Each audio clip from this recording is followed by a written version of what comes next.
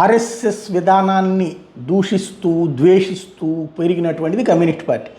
స్వతంత్రానికి ముందే కాంగ్రెస్ అనేది బ్రిటిష్ వాళ్ళు పుట్టించిన పార్టీ.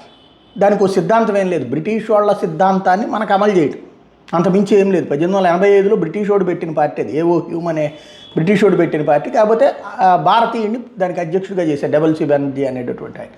అప్పటి నుంచి ఆ బ్రిటిష్ వాళ్ళకి భారతీయుల్ని అనుకూలంగా మలుస్తూ బ్రిటిష్ వాళ్ళు తీసుకునే చర్యలని తప్పు లేదనేటటువంటి విధంగా ప్రజల్లోకి తీసుకెళ్తూ భారతీయులు చేసేదే తప్పు చట్ట ప్రకారం అన్నటువంటి కోణంలో బ్రిటిష్ వాళ్ళు మాట్లాడడానికి ఒక ప్లాట్ఫామ్ కింద ఉపయోగపడినటువంటిది ఆ కాంగ్రెస్ పార్టీ. బట్ సైద్ధాంతికమైనటువంటి అంశాలతో పుట్టుకొచ్చిన అదే సందర్భంలో భారతీయ మన ఆర్ఎస్ఎస్ కావచ్చు, కమ్యూనిస్ట్ పార్టీలు కావచ్చు, ఈ రెండు సైద్ధాంతికంగా పూర్తి పరస్పర భిన్నమైనటువంటి ఈ రెండు కూడా.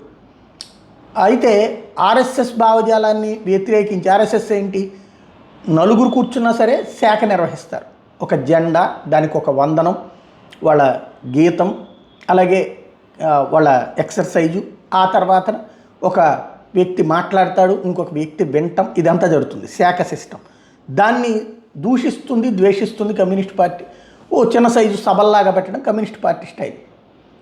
ఫైనల్గా 100 ఏళ్ల తర్వాతన కమ్యూనిజం ఏమో అంతం దశకు వచ్చింది దేశంలో, ఆర్ఎస్ఎస్ ఏమో పరిపాలనా దశలోకి వచ్చింది, ఆర్ఎస్ఎస్ భావజాలం కలిగినటువంటి భారతీయ జనతా పార్టీ.